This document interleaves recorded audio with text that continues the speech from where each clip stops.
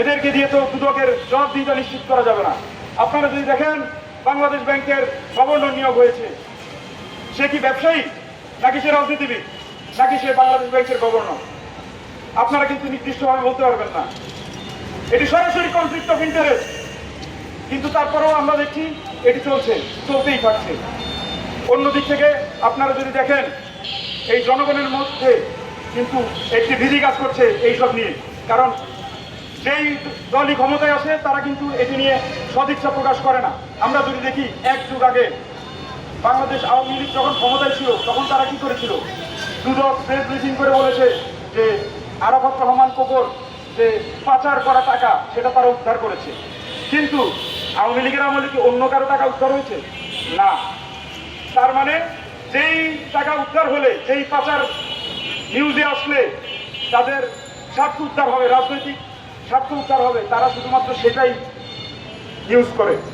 আপনারা যদি এখনো দেখেন অনেক ব্যবসায়ী এখনো ব্যবসা করে যাচ্ছে, তারা অর্থ কেলেঙ্কারির সাথে জড়িত, অর্থ পাচারের সাথে জড়িত, কিন্তু তাদের সমস্যা হচ্ছে না। শুধুমাত্র যাদেরকে আঘাত করলে রাজনৈতিকভাবে উদ্দেশ্য হাসিল করা যাবে, আপনারা দেখবেন শুধুমাত্র তাদেরকেই বারবার আঘাত করা হচ্ছে। এরপরে আপনারা যদি দেখেন সংসদে ঋণ খেলা বিরাজ যাচ্ছে, কই কাউকে তো দেখলাম না বলতে এটা নিয়ে কথা বলছে, কিন্তু তাদের কাছে পৌঁছানোর কথাই কথা তাদের কাছে পৌঁছাচ্ছে না। আচ্ছা আপনারা বলেন PFIUর নাম কয়জন শুনেছেন? শুনেন নাই। কিন্তু এই অর্থ কেলেঙ্কারি যেটা আমাদের দেশের অন্যতম বড় সমস্যা, সেই সমস্যার সাথে জড়িত যে প্রতিষ্ঠান, সেই প্রতিষ্ঠানের নাম আমরা কেউ জানি না। এটার কারণ কি? কারণ আমাদের এই প্রতিষ্ঠান কোনো কাজই করে না। কাজ না করলে আপনারা জানবেন কিভাবে এই প্রতিষ্ঠানের নাম?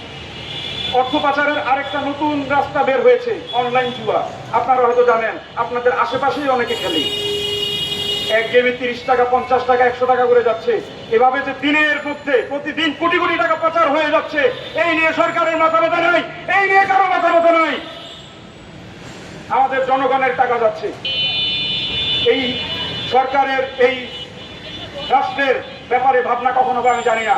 দিন শেষে যেই দলই ক্ষমতায় আসে নিজেদেরকে নিয়ে ভাবে, নিজেদের দল নিয়ে ভাবে, রাষ্ট্র নিয়ে ভাবার কেউ নেই, জনগণকে নিয়ে ভাবার কেউ নেই। তাই আমরা জনগণের কাছে আহ্বান করছি যে আপনারা বারবার প্রশ্ন তুলুন, সরকারকে জবাবদিহিতার মুখে ফেলুন। কারণ সরকারকে যদি জবাবদিহিতার মুখে ফেলতে না পারেন, কোনোভাবেই এই সমস্যার সমাধান করা যাবে না। যেই সরকারি ক্ষমতায় আসুক না কেন, সেই সরকারই তাদের নিজেদের উদ্দেশ্য হাসিল করবে, কিন্তু জনগণের জন্য জনগণের সরকার হয়ে কেউ কাজ করবে না।